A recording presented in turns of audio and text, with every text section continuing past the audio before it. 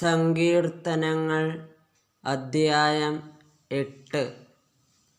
മനുഷ്യൻ സൃഷ്ടിയുടെ മകുടം. കർത്താവേ, ഞങ്ങളുടെ കർത്താവേ, ഭൂമിയിലെങ്ങും അവിടുത്തെ നാമം എത്ര മഹനീയം! അങ്ങയുടെ മഹത്വം ആകാശങ്ങൾക്കു മീതെ പ്രകീർത്തിക്കപ്പെടുന്നു. ശത്രുക്കളെയും രക്തദാഹികളെയും നിശബ്ദരാക്കാൻ അവിടുന്ന് ശിശുക്കളുടെയും മുലകുടിക്കുന്ന കുഞ്ഞുങ്ങളുടെയും അധരങ്ങൾ കൊണ്ട് സുശക്തമായ കോട്ട കെട്ടി. അങ്ങയുടെ വിരലുകൾ വാർത്തെടുത്ത വാനിടത്തെയും അവിടുന്ന് സ്ഥാപിച്ച ചന്ദ്രതാരങ്ങളെയും ഞാൻ കാണുന്നു.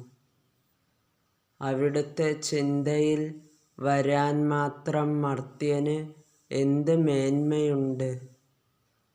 അവിടുത്തെ പരിഗണന ലഭിക്കാൻ മനുഷ്യപുത്രന് എന്തർഹതയാണുള്ളത്! എന്നിട്ടും അവിടുന്ന് അവനെ ദൈവദാസന്മാരേക്കാൾ അല്പം മാത്രം താഴ്ത്തി.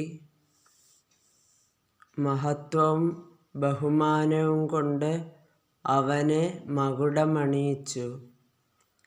അങ്ങ് സ്വന്തം കരവേലകൾക്കുമേൽ അവന് ആധിപത്യം നൽകി. എല്ലാറ്റിനെയും അവൻ്റെ പാദത്തിൻ കീഴിലാക്കി.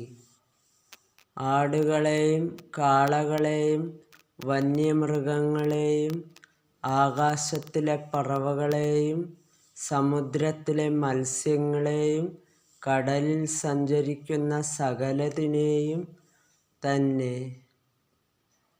കർത്താവേ, ഞങ്ങളുടെ കർത്താവേ, ഭൂമിയിലെങ്ങും അങ്ങയുടെ നാമം എത്ര മഹനീയം! ദൈവവചനമാണ് നാം കേട്ടത്. നമുക്ക് ദൈവത്തെ സ്തുതിക്കാം.